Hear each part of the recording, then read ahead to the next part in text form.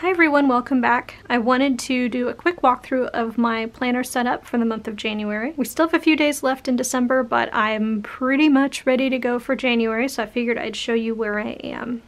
So this is my Vanderspec custom. I'll link the video down below where I did the review and setup and with some more information about how I ordered it. I do use this as a wallet. I have a wallet insert that tucks in here, but I have it out right now. I am still holding on to a few of my Christmas things. As part of my liturgical year, I'm trying to observe a little bit of Christmas through January 5th, which is the 12th day of Christmas. So I did leave some of my Christmas items in here. I took out some of the things that I had in here, going a little bit plain. I have a piece of acetate over a dashboard.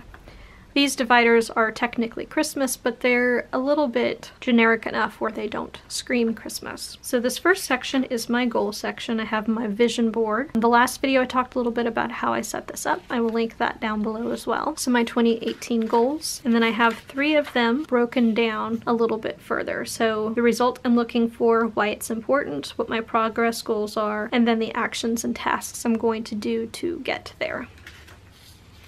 So I have 3 of those. My key areas of responsibility. Sometimes I'll reference these when I am doing some sort of a brain download of things I might need to do. Sometimes I reference these when I'm goal setting. I just have them there for reference. So the next section is my review section. So here I just have different information, what a weekly home blessing is and desk day for me. This is my weekly routine, evening routine, and morning routine. So you can see I'm starting to make changes to some of these. I'm evaluating them for 2018, and then when I'm kind of settled on what it's going to look like for the next year, next period of time, then I'll reprint these. I have my master task list. So these are things that I don't do all that often that recur. So it's just a list. So as I'm planning each week, I can make sure I don't need to do any of these. And then I have 2 pages of my review. So I have the yearly review, quarterly, monthly, weekly, and daily review processes.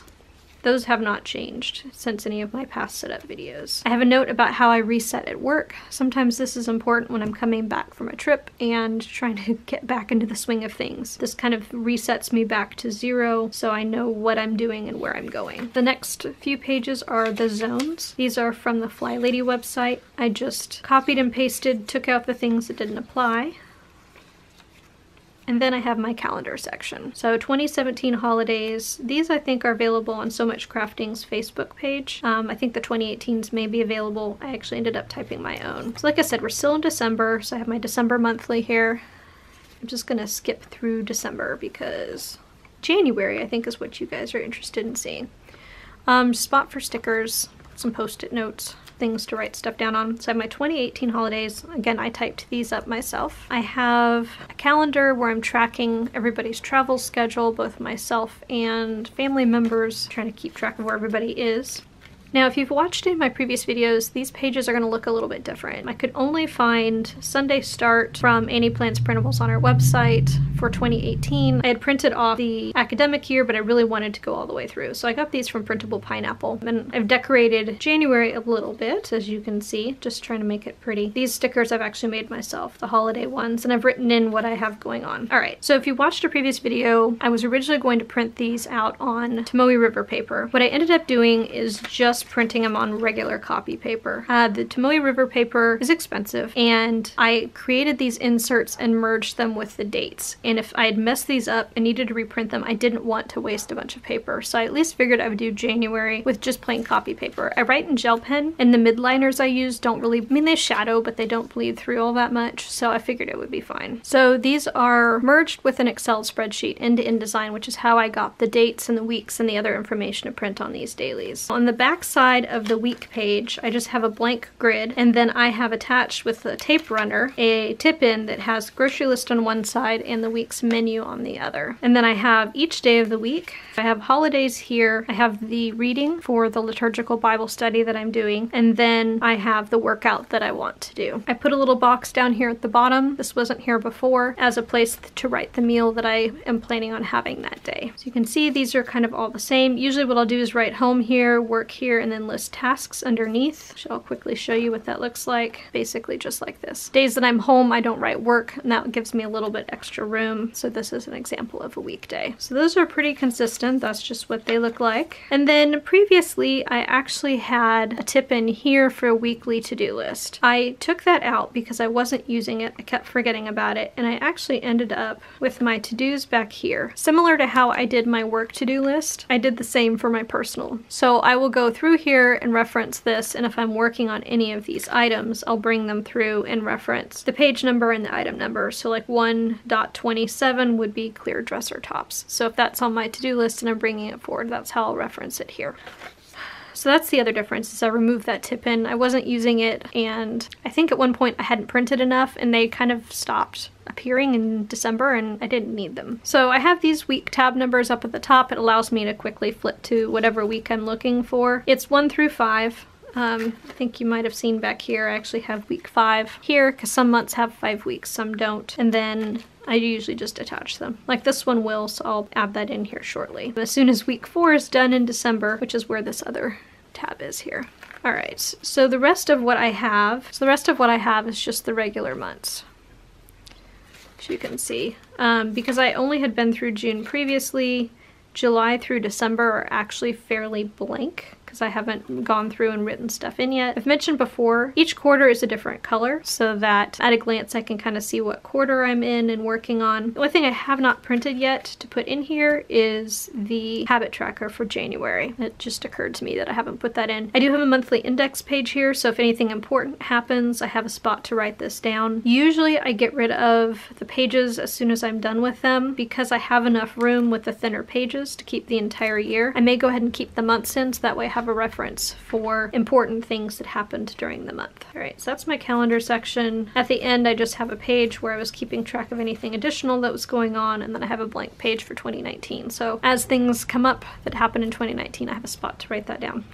So the next section is my to-do section, which we had a sneak peek at just a moment ago. Again, I have a list of all the tasks that I'm working on. I went ahead and just numbered pages of 1, 2, 3, 4, 6 pages. And then here I had broken down a list of things I wanted to do by room, by zone. I haven't finished everything yet, so I went ahead and just left them in here. And then I have a couple of kind of like future home projects. I created just a home page for those. Some of this is on my personal list, but I went ahead and put them there. And then I have a to-do list for YouTube. Speaking of, here's my YouTube section. So I have my editorial calendar. Most of the time I plan with sticky notes, as you can see, and then when I've actually uploaded a video, I will physically write it down. I have extra little stickies for future ideas, and this actually goes through June. This is similar to the calendar I had before back here in my calendar section that I got rid of. Here I have video ideas and then these blog and YouTube plan out sheets. So if I want to sit down and plan out a video, I can. Just a basic to-do list of everything I need to do to upload a video. Then I have my list section. So I have month 1 of the Beachbody workout that I'm doing. I started to work on it in December and then decided I was going to kind of take a little bit of a break, so I'll pick back up with that in January. Books to read, this hasn't changed much. The P versus K is paper versus Kindle. Books that I am interested in reading as soon as they come out. And then I added a home section. I have a few blank pages in case I need them. And then I actually went ahead and wrote out my monthly budget plan. So this is new. This I got from Printable Pineapple as well. There's some personal information on here that I don't really want to share, but essentially has an income section and a expenses section. I use the same budget every single month. The issue is I use You Need a Budget, or YNAB, online, and I don't pre-budget my money, so I budget it as soon as I get paid, but then I have to stop and try and figure out what is my normal budget because I move things around throughout the month as I spend more in one area, less in another. So this gave me a place to keep all of that information so I can just reference it when I go to put my budget in. I'm not going to show it, but I have a list of all the contact information for work, and then I have the pet section, which I still have not updated any further than the last time. Trip information, which also has not been updated yet for trip in February, and then I just have some miscellaneous stuff back here. In the back, I still just have paper.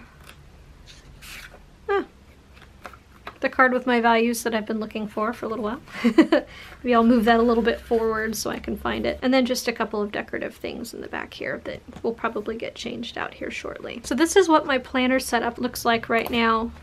Again, this is my first experience printing out these merged planner pages, which I was super excited to have because, again, for the entire year I put in the Bible study, for the entire year I put in the holidays, and then each month I'm planning out the workouts that I want to do for that month. So it all pre-prints for me so I don't have to write it in, and if I decide not to do it, I can just cross through it and write something else in. If you've watched that video, I talked about potentially adding and recurring appointments. I decided not to do that because things change and it's not that big of a deal. I don't have that many meetings and appointments where I can't just go in and write them in. So this is mainly just stuff that stays pretty much the same from year to year. So hopefully that is helpful. Glimpse into what I'm doing for January. Simplified a little bit, made a few changes. Things are working pretty much how they are, however, so I didn't make too many changes because I do like having the menu plan, the grocery list. When I'm at the grocery store, I can just pull this page out and then check things off, and when I'm done, just slide it back in again. It's super easy. And, you know, while I'm doing things, I can have this open, so as I'm planning the week, I can have my menu plan open into the side here. I think I have one filled out for this week. I think. I don't. I have it elsewhere. I haven't actually gone and written it in yet, but I did write it in down here, actually, ironically enough, for a few of the days. Anyway, if you have any questions, please leave them below. Again, I'll link a bunch of the videos I talked about in the description box so that you can watch the videos if you haven't already. If you liked the video, please give it a thumbs up, and if you haven't already, please subscribe. I do a lot of functional planning videos. I'm just wrapping up a Girl Boss functional planning series, so if you haven't seen that, please go to my YouTube page and look that up. Hopefully you'll find that very helpful. It's about how I get to this point from starting at the very beginning, which is actually where this value card comes in. Starting with determining what your values are, and then goal setting based on these values, and using that to make decisions about your commitments, and then creating goals, break them into projects, and then breaking those into tasks so that you have something to plan other than just putting stickers on the page. Thank you for watching, and I will see you next time.